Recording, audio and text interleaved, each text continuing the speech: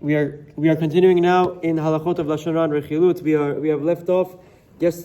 Last Torah we introduced the sources of the Isurim. We said the primary source in the Torah is Lo Telech Rachil Be'amecha. We discussed the severity of the sin and what's included within Lo Telech Rechilut and Lashon Hara, both Machloket the Rambam and the Ravad. We're continuing now, and they say, according to the Shelah and the Chafetz Chaim, one transgresses this prohibition of Lo Telech Rachil Be'amecha the time that he goes, in parentheses, as a peddler, to speak Lashon Hara. In essence, from when he prepares himself and sets in motion his act of tail bearing. It's a very interesting and unique concept, Isur, that the Chafetz Chaim understands applies to Lo Telech Rachil Be'amecha. What's the Pasuk is telling us? Don't walk and be a peddler amongst your nation.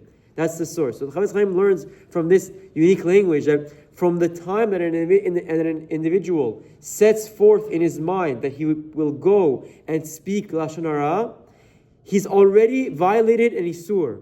They give examples in the footnotes over here. They say this means that he is over the Isur even before he utters a word of forbidden speech. It's a very unique. Usually we violate the sin after we do. We don't get punished for our thoughts. But the Chafetz Chaim says that by Lashon Hara it's something unique.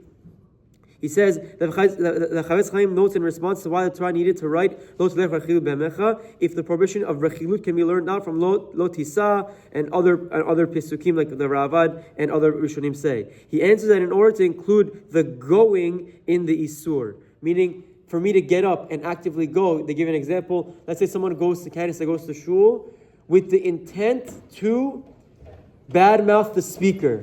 He knows that the speaker says something every week about the same topic or whatever it is, and he goes that week to hear it and say, oh, you heard again? She said this again.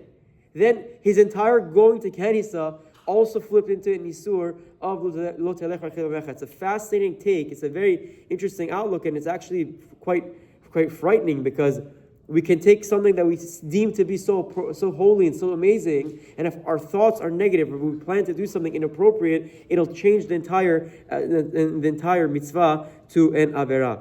They explain that in contrast to other sins where the other avonot occur only when the prohibition action has been carried out, with Lashon Hara, even if no damage is done to the subject of the speech, the evil intent of the speaker to subjugate and put down the subject is itself the essence of the violation, as stated by Rabbeinu Yonah. It's a very fascinating idea, and it's something that we need to be mindful of, that the severity of Lashon Hara, that it falls and it begins even well before we actually speak it and say it, and it's something that we need to be mindful of and actively work on ourselves every day to be careful that we don't Chas v'shalom have these intents and thoughts when we go do other mundane things. Have a wonderful day. Tzkulam mitzvot.